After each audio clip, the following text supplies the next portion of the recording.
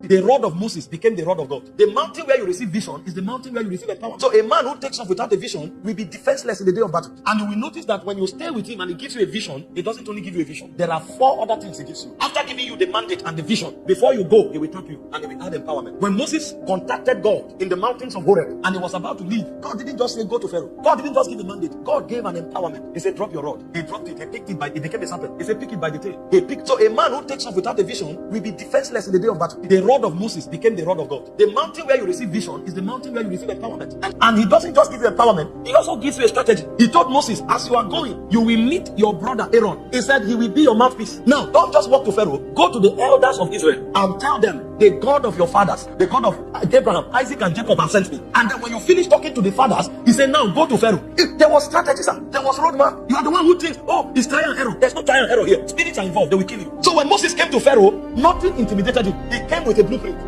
Imagine when Moses said, the God of the Hebrews sent me. That was when he discovered they were not looking for definition. Because Pharaoh said, who is your God that I will worship him? Before Moses spoke, they dropped their own rod and it became serpent. Moses now discovered, oh, this is not a class of definition. This is a class of power. And Moses also dropped his own rod. When the rod of Moses swallowed theirs, they now knew that a God indeed sent you. You are running without vision. That's why you have no empowerment. That's why you have no strategy. John the Baptist said, the one that sent me to baptize, the same said unto me. So the guy didn't just come. It was not invention. Others were. Before John came, they had what they call ceremonial cleanliness. They sprinkle water on people. If you come from the market, you wash your hand, you wash your head, you wash your feet. John came and was dipping people in water. That's why they called him the Baptist. He was the first person cleansing people by dipping them in water. And when they asked him, who authorized you to do this? He said, the one that sent me. So this strategy came from the mountain of vision. And the reason was clear. The one upon whom the Spirit descends after baptism is the chosen one. So it was a formula to find the Messiah. Don't take off, sir. Let God speak to you. There are battles on the way. But if you have a vision, an empowerment, and a strategy, those battles will become your platforms. You think if the late Archbishop was not raising the dead, we'll be talking about it. Those were supposed to be challenges. But those challenges became the platforms of announcement. So warfare is a blessing for a visionary person.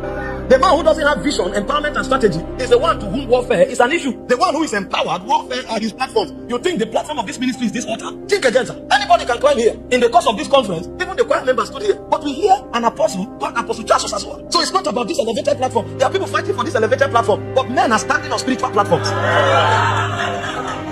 Now, prayer, prophecy has been invested here. Something happens here. But the point I'm making is, even if they relocate from this vicinity, the authority remains. Because it's standing on something. So when you receive a vision, God has empowerment, God has strategy, and God also has provision. That's why you see some people, they will send you messages 4 times in a day. If the Lord is laying it in your heart, if the Lord is laying it in your heart, will you kill yourself? How did you get here? If everybody is harassing everybody. Now, I'm not saying there's no place for brotherhood where the Holy Ghost can lead you and say, speak to my son. It happens, and when the Holy Ghost does that, there's a witness. But when you send yourself, you will pay the bills. If the Lord is laying it in your heart, we are loaded.